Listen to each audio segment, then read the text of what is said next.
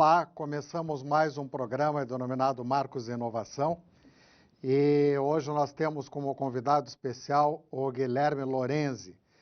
Ele é presidente do IPARDES, do Instituto Paranaense de Desenvolvimento Econômico e Social. Hoje nós vamos falar sobre inovação em gestão. Guilherme, o que é a gestão? E a você e a seus ouvintes, é uma satisfação estar aqui com vocês.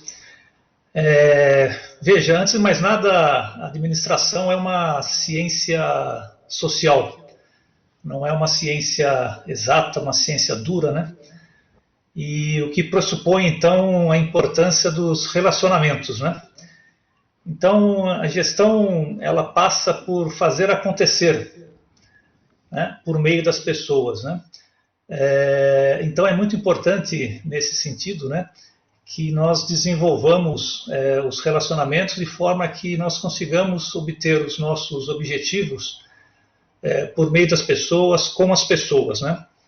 Em outras palavras, eu vejo também a gestão por tudo isso como uma arte, como uma habilidade. Por mais que nós tenhamos conhecimentos, por mais que nós adquiramos capacidades técnicas específicas, né? Esta habilidade de fazer com que as coisas aconteçam por meio e com as pessoas, né? Exige algo que, na minha percepção, passa a ser quase que uma arte, né? Esses relacionamentos que hoje em dia também é algo cada vez mais difícil por diversas razões, pelas coisas boas que a tecnologia nos oferece por meio, nós esquecemos que por trás da tecnologia estão as pessoas, né? Então acho que é um pouco isso, é a arte de você fazer acontecer por meio das pessoas, é você liderar também pelo exemplo e não somente exercer aquela função que historicamente nós vemos aí de chefe, né? Acho que a liderança é justamente você conduzir as pessoas pelo exemplo, principalmente. Eu diria que seria isso aí, Marcos.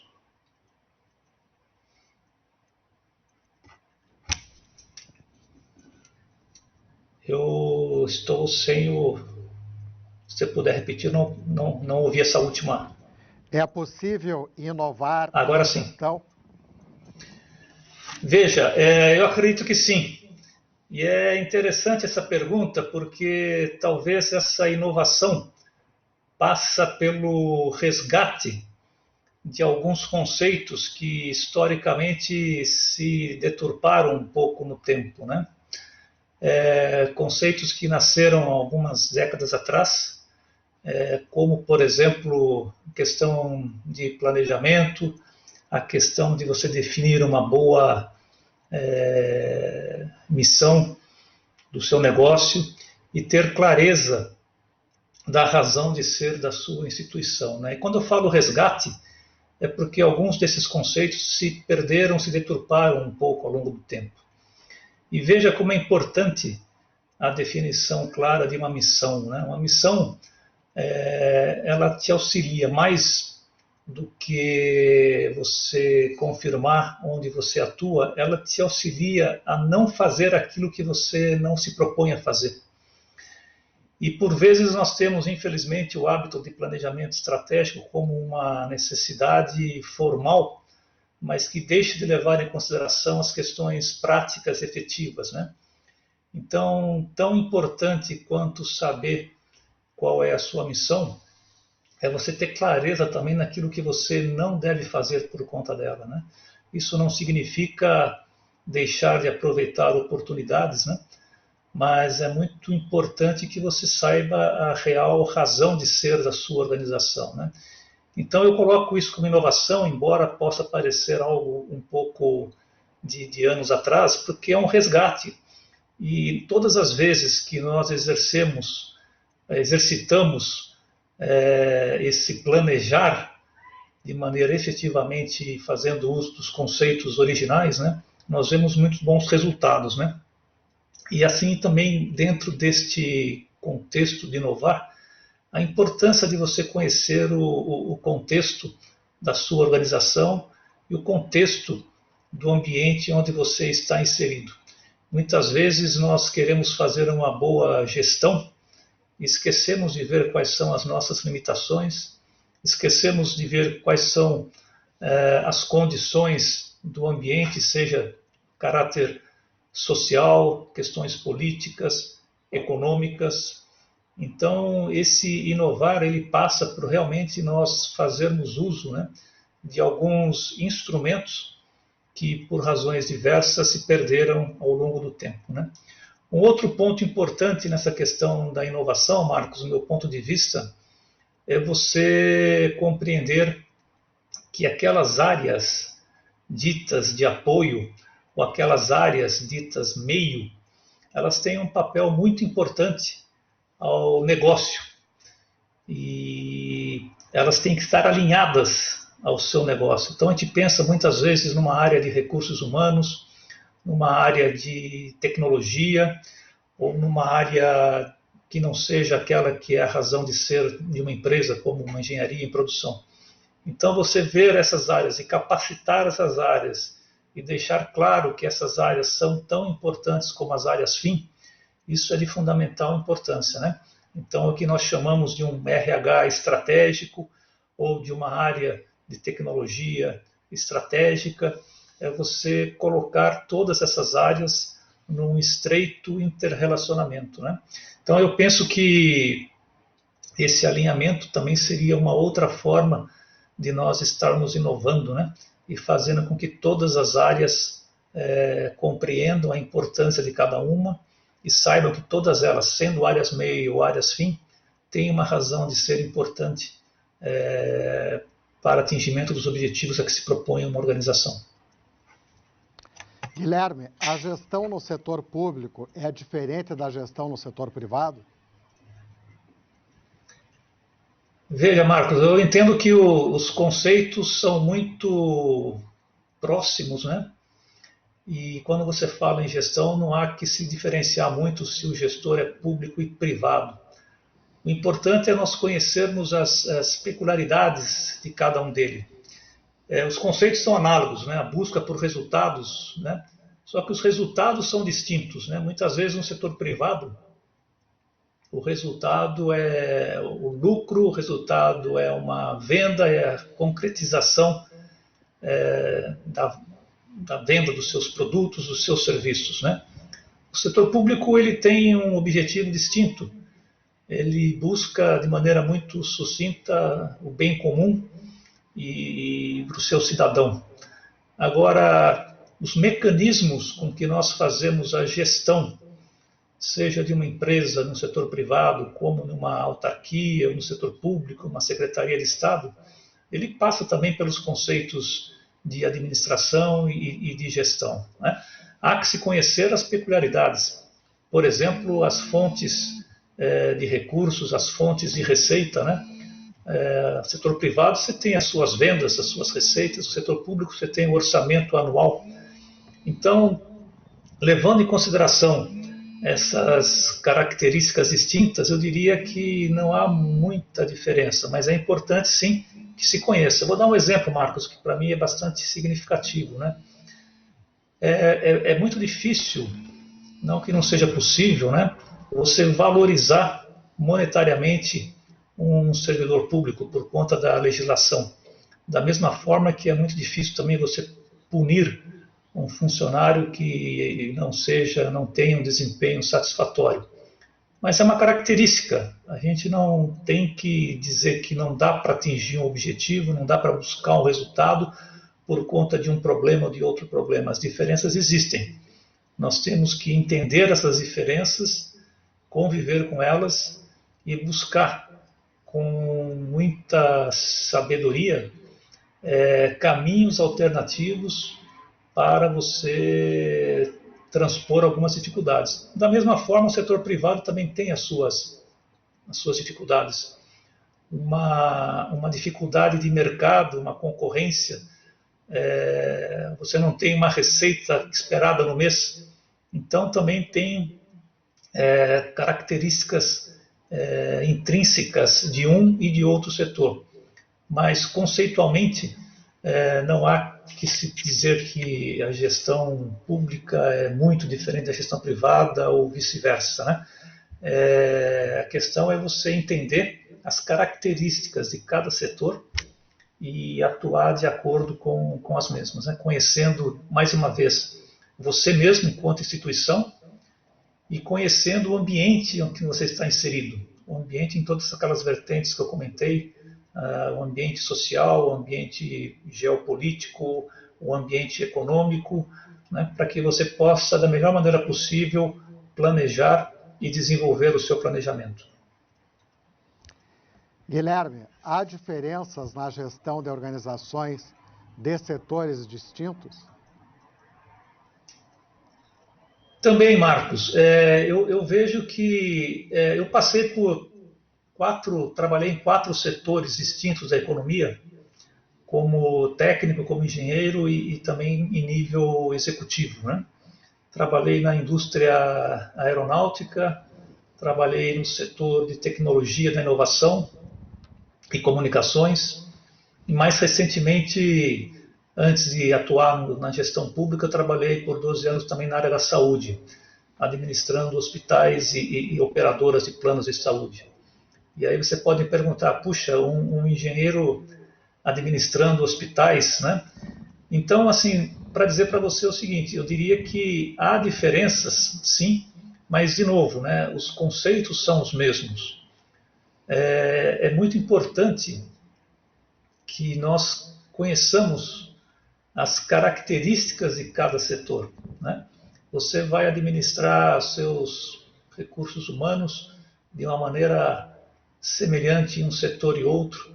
Você vai administrar a sua força de vendas de uma maneira semelhante, né? Agora, eu tenho que entender o segmento em que eu estou inserido, né? Quais são as características deste e daquele segmento, né? Eu, quando fui da área de tecnologia para a área da saúde, embora tenha ido em uma função em âmbito executivo, eu me vi na obrigação de entender o que eu chamo de marco legal. Todos os setores têm o seu marco legal, aquelas regras, aquelas leis em âmbito federal, municipal, estadual que regulam o setor, né? Então, esse conhecimento, essa disposição e entender o que regula, qual é o marco de um determinado setor, é fundamental para que a seguir você atue com aqueles conceitos básicos de administração e de gestão e que te permitam conduzir uma organização, né?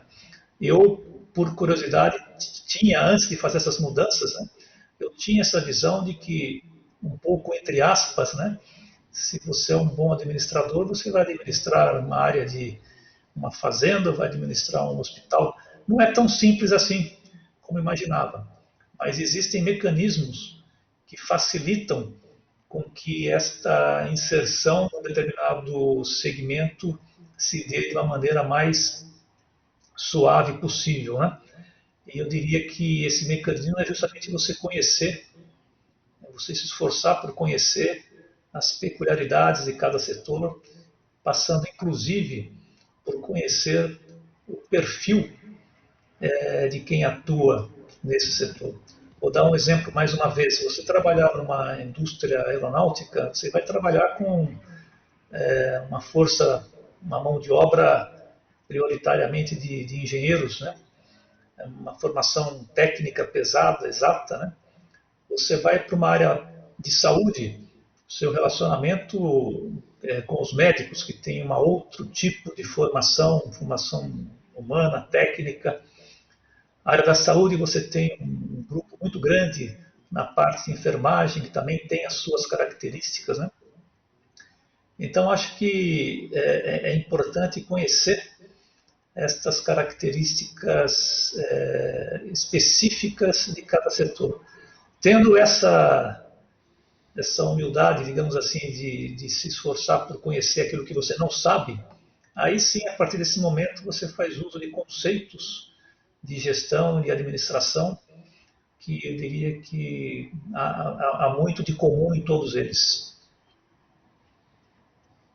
Guilherme, o que se entende por governança corporativa? Governança corporativa, Marcos, de uma maneira relativamente sucinta, né?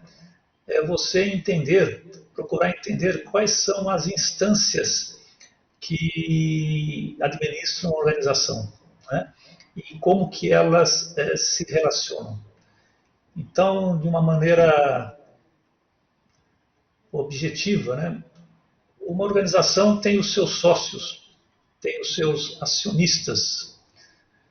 Ao mesmo tempo, ele tem o seu corpo executivo de gestores e também tem os seus colaboradores em âmbito operacional.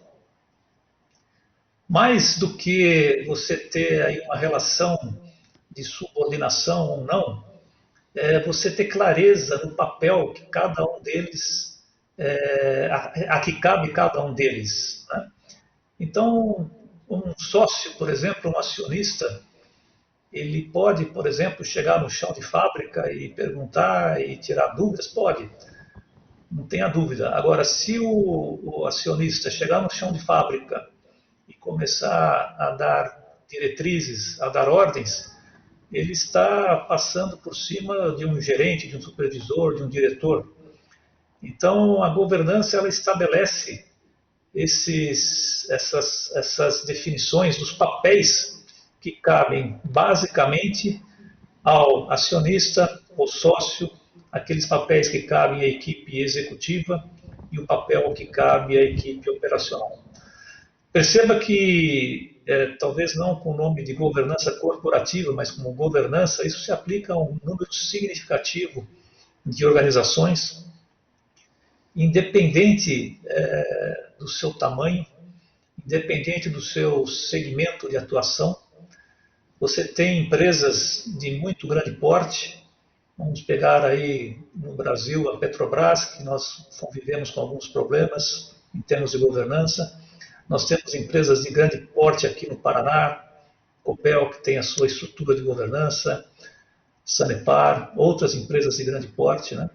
Então, o porte, o segmento, você pode fazer uso desses conceitos de governança para evitar a sobreposição de papéis, para ter uma clareza em relação às expectativas que se tem, né? Não necessariamente o conceito de governança também se aplica somente a empresas que negociam suas ações na Bolsa de Valores. Como eu disse, você pode ter esses conceitos sendo aplicados em empresas de pequeno porte, em empresas startups, porque são conceitos, né? Conceitos de gestão, cujo objetivo maior é definir com uma certa clareza até onde vai uma instância e até onde vai a outra instância. Perceba também que existe uma quarta entidade nesse grupo que eu citei de acionistas, executivos e equipe operacional, que muitas vezes é a família do acionista, né? Então, também a governança ela busca e procura delinear os limites, né, onde a família também tem direito a saber de informações, até onde vai o acionista, né? E isso, Marcos, no dia a dia é uma ferramenta muito importante, porque evita conflitos, né, de quem é responsável pelo quê, até onde vai o meu papel enquanto dono de uma empresa, né? Até onde vai o papel de um executivo principal e até onde vai o papel da equipe operacional. Dando um exemplo, para não ficar somente em termos de conceito, né? Um conselho de administração que representa os acionistas, né? Via de regra, ele define uma visão de futuro para a empresa, né? E delega ao seu executivo a tarefa de chegar até essa visão. Então, o executivo tem o direito, sim, também de propor eventuais ações ou estratégias para o conselho aprovar. Mas, numa instância estratégica, é o conselho quem vai definir as principais diretrizes e é o executivo que vai, por meio da sua equipe de gestores, fazer com que esse planejamento se torne realidade. né?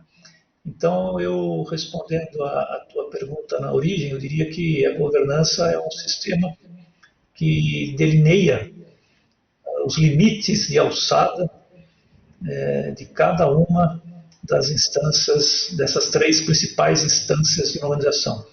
Lembrando também, Marcos, que a gente fala de governança corporativa, né? O corporativo vem das corporações, em geral a gente pensa em setores privados, mas os órgãos públicos, as organizações públicas, também precisam ter o seu sistema de governança, né?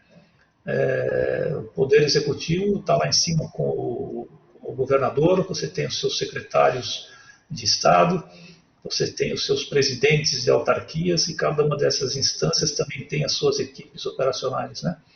Então é um conceito que também pode e deve ser aplicado, seja em âmbito do setor privado como em âmbito do setor público do governo. Eu creio que aqueles que estão nos assistindo já puderam perceber a elevada qualidade do nosso entrevistado. Guilherme, qual a sua visão para a gestão em um mundo cada vez mais digital? Puxa, Marcos, tudo hoje parece ser digital, né? E eu creio que a sabedoria talvez esteja justamente em você, por um lado, aprofundar-se no que significa esse mundo digital, de maneira técnica, buscar um conhecimento no que diz respeito ao marketing digital, por exemplo, às mídias sociais, né? Qual que é o relacionamento entre eles, né? Eu vou dar um exemplo para você. A gente fala de marketing digital, mas qual que é o objetivo final, né, de uma ação de marketing digital? Eu creio que o desafio sempre passa por indicadores de desempenho, né? Eu acho que sim, precisamos entrar no mundo digital, mas lembrar que, de novo, qual é a razão de ser da minha empresa e como que uma ferramenta hoje em dia digital colabora para que eu venha a atingir os resultados a que eu me proponho a atingir, seja no setor privado ou seja no setor público. Portanto, essa visão, por um lado, passa por um aprofundamento no conhecimento das ferramentas que cada dia se apresentam, mas também, e uma vez mais, pelo resgate do tradicional, né? O que eu quero dizer com isso? Eu acho que a gente não deve, por conta de uma nova tendência, como, por exemplo, tudo que diz respeito ao digital, abandonar instrumentos, ferramentas que podem ser úteis também em paralelo e em complemento ao que acontece no mundo digital. Vou dar um exemplo também simples, Marcos. Meu caminho do trabalho, diariamente eu passo por alguns outdoors. E olha, depois de alguns dias, um desses outdoors está me fazendo pensar num produto, né? E aí não tem nada de digital, é um outdoor que está na beira da rua, né? Então há que se ter sabedoria, penso eu, para você não desprezar, não dispensar o tradicional, entre aspas, o analógico, né? Mas também ter a sabedoria para quando você não tiver a competência adequada, buscar essa competência específica do que surge, né? E eu diria que por trás disso existe algo que eu considero fundamental para todos os profissionais, que é a busca do conhecimento, a busca de uma formação que te permita atuar com conhecimento de causa na sua área de atuação, né? E aí, muitas vezes, a autoformação é o mínimo que a gente pode fazer, buscar conhecer o mercado que você atua, buscar conhecer a competência que esperam de você. Então, esse estudar, esse buscar conhecimento, precisa ser acompanhado ao longo de toda a sua trajetória profissional, né? E lembrando que eu nós começamos a nossa conversa aqui falando de que a administração é uma ciência social, ela pressupõe relacionamentos, né? Então, o exercício do relacionar-se é de fundamental importância, seja no mundo digital, seja no mundo não digital, né? Então, esse conhecer as pessoas, esse saber relacionar-se, e eu diria até que, eu costumo brincar, mas é relacionar-se com primeiras intenções, né? Não é nem com segundas intenções, é deixar claro, olha, vamos conversar aqui porque acho que nós podemos nos ajudar, nós podemos colaborar, e isso é fundamental no âmbito dessa ciência social chamada administração. Eu agradeço ao Guilherme Lorenzi pela excelente entrevista. Ele é presidente do IPARDES, o Instituto Paranaense de Desenvolvimento Econômico e Social. E eu deixo agora a palavra para as suas considerações finais. Marcos, eu que agradeço a oportunidade, né, de estar aqui com você e com seus ouvintes, né? E eu só lembro que gestão, ela está presente no nosso dia a dia praticamente desde criança, né? E os conceitos, eles sempre têm algo novo, mas que nós tenhamos sabedoria para mesclar aquilo que surge de novo, tenhamos sabedoria para ir atrás desse conhecimento, mas que consideremos sempre também aquilo que nos trouxe até aqui, né? Seja em termos do mundo dos negócios, como na nossa formação. Né? Então, acho que é isso. Eu agradeço uma vez mais pela oportunidade e estarei sempre à sua disposição e parabenizo-os aí por esta iniciativa aí do Marcos de Inovação, que é de fundamental importância aí para o nosso ambiente de negócios e público também. Prazer estar com vocês, viu? Guilherme, muito obrigado pela entrevista. Um abraço.